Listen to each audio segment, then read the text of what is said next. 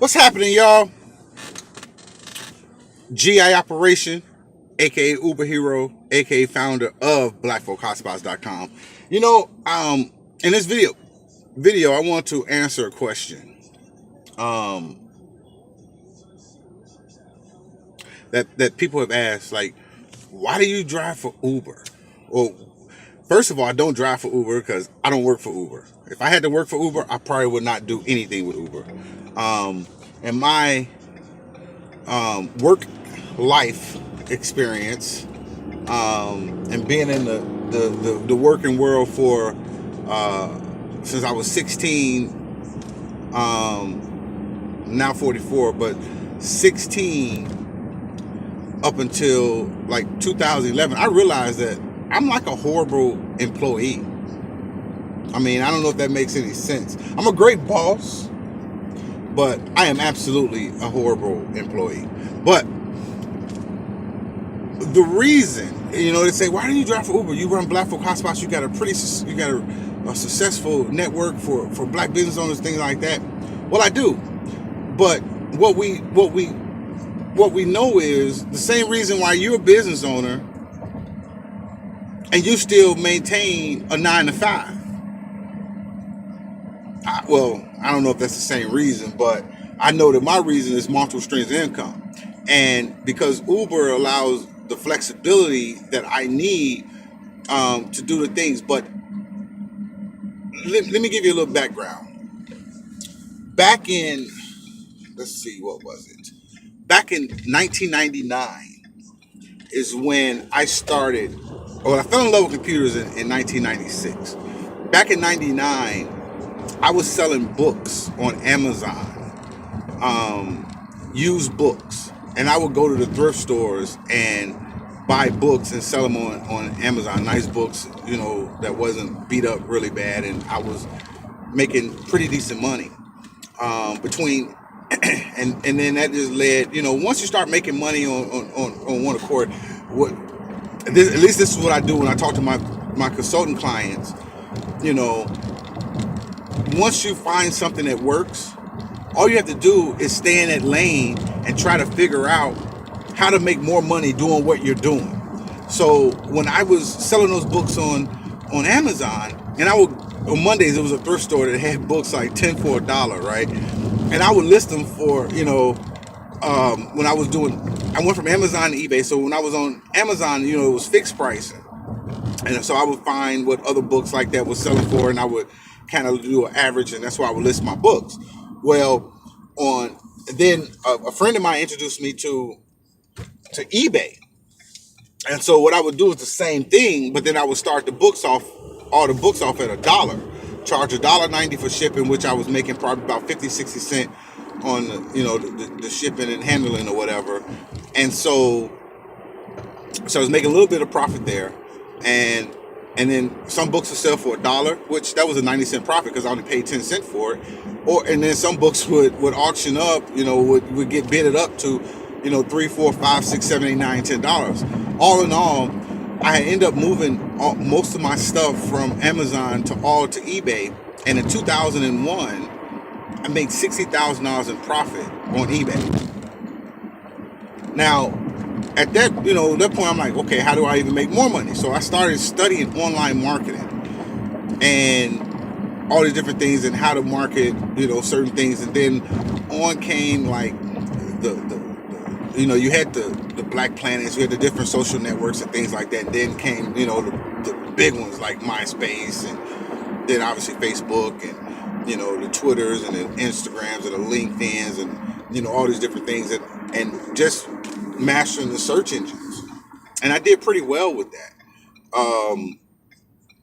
And I went from that part, because during that with online marketing, I was introduced to blogging and how to, get ranked in the search engines, and using legal tactics, not black hat tactics, but white hat tactics. Maybe a little gray sometimes, but mostly white hat. But anyway, that's what led me to create Black Folk Hotspots. And then I put blinders on because I found something that I really love. But let me say why I went back to work, because If you know that Huffington Post and Politico and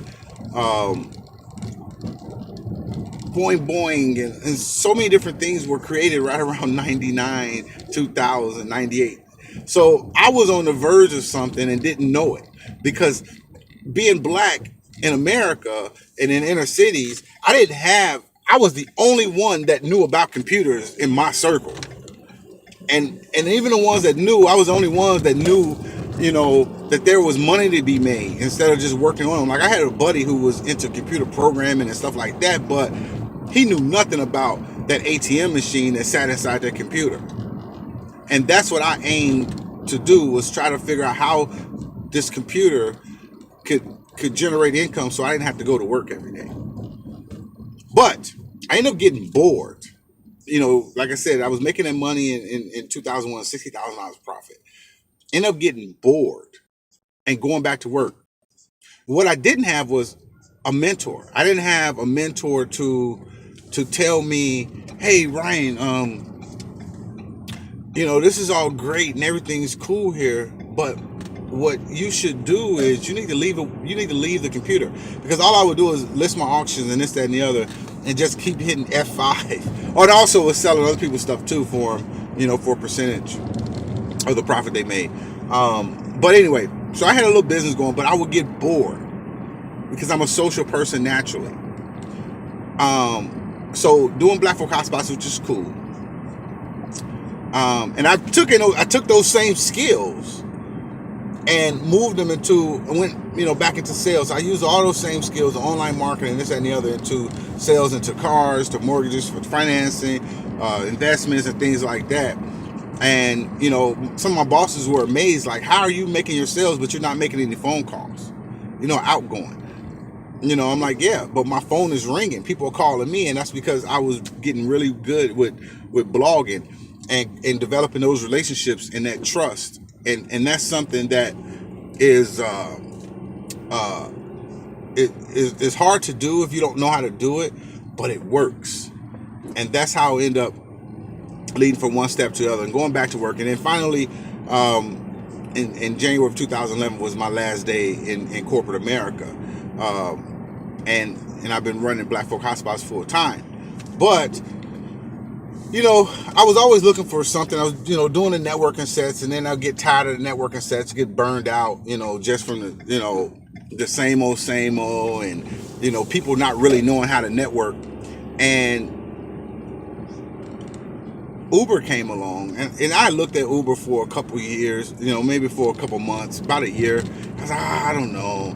And so eventually, I was like, you know what? I'm gonna give this a try. And what I found with Uber is what I really like is I get to set my own hours. I'm an independent contractor, so my entrepreneurial skills. I'm data driven, so I look at things and I'm like, okay, how can I maximize my time and work as efficiently as possible? And which I found out, and I've started to do certain things efficiently. But it gives me the social aspect that I was missing before. It gets me out the house again. I get to talk to live people instead of running this network that Black Folk Hotspots is a network that's ran online. And, even though I have meetings, but those meetings are 15 minutes, an hour, this, that, and the other. And it puts some pretty decent money, almost $100,000 if I was to do it full time, into my pocket. Right now, I'm averaging about $41 an hour. That's why I drive Uber. So I try to tell people, and you can use the link in my description below to sign up to drive Uber. If you're working a part-time job, this is just not for business owners. Or if it is, and you're looking for an influx of cash too, that's the other thing too. I want to keep Black Folk Hotspots, the whole structure, black, and I can use investors, but I only want the right partners, right? And so what I figured is you can use other sources of income to finance the business aspect of it. And this is what I'm doing. So I use other, right now, because I have some other projects I want to do. So I use some of the Uber money to do that. I also about bootstrapping. So I put most of the money back from Black Folk Hotspots back into Black Folk Hotspots. The money is generated. I also use that to disperse that money throughout the black community. So, buying black and shopping black, and I'm not a big boycott person, like, boycott Black Friday, because you know what? Some of these companies, I get the reason behind it, but some of these companies, a lot of these companies hire black people. Think about that. So I'm not going to boycott a company who's hiring people who look like me. So I can't give them jobs like that that's going to pay them, $15, $30 an hour, not at this time, or $20 an hour, or $9 an hour, or even minimum wage. Not that many employees. So you know what? I got to support them. So I shop at companies. If I go into a company, I don't see no black people working there, then I'm definitely not shopping there anymore. But, the gas station I go to, it's not black owned, but it's 4 or 5 different black people work there. So I'm going to shop there because I know that money is being recycled somewhere in their communities. The same thing with Walmart, the same thing with State Farm or Geico, insurance agents, things like that. That's what I look for. I look for companies who employ. I got a black, insurance agent, a black financial guy, even though they work for bigger companies. But that's putting money. The money's traveling through their hands. When I bought my car, I made sure I bought it from a black salesperson. Yeah, it was a larger company, that's not black owned, but I put that money through their hand. That's why I'm not really big with boycotts. I think they're self-defeating. But anyway, that's why I drive for Uber, with Uber, and I don't drive full time. But if I would, it would say that would be making about $41 an hour, which is like $82,000 a year. And if you're making, $7, $8, $9, $10, $15 an hour, you might want to consider driving for Uber too and get that extra dough. And you can set your own time, set your own hours, and they'll help you get a car. Just click the link, they'll show you. They'll help you get a car, $250 down, unlimited mile lease. You can keep it as long as you want, or as little as you want. All you have to do is give them a 2-week notice of you want to turn in the car. But the money's out there. I don't care what city you're in the United States or in the world. The money is out there. And I'll even help you decipher and find the money. Because it's some really nice spots that you can go to. I know my area, but, of about maybe about a 75-mile radius of my area. But I can show you how to do it in your area too. But it takes some recon. It takes some time being online and just figuring out things. And I can help you shorten that scope. But anyway, check the link in the description, and Lyft too. So you might want to not like Uber, but you got Lyft as well. I'll have links for both of those. And if you're a black business owner, definitely create a profile at blackfolkhotspots.com. Talk to you guys later, but that's why I drive for Uber. Peace. And I get to meet some really cool people. And job offers I didn't have in this car. I got a crap load of business cards. People, it's just one of those things, y'all. But anyway, talk to you guys soon. Get this money right now. There's a bonus, a sign-up bonus anywhere, depending on the city you're in, $200 to $1,000. They always running the bonuses, so get the free money. Don't use those commercials that you hear and sign up. And if you signed up under those, contact me and let's switch that out. Anyway, y'all, so you can get you some bonus money.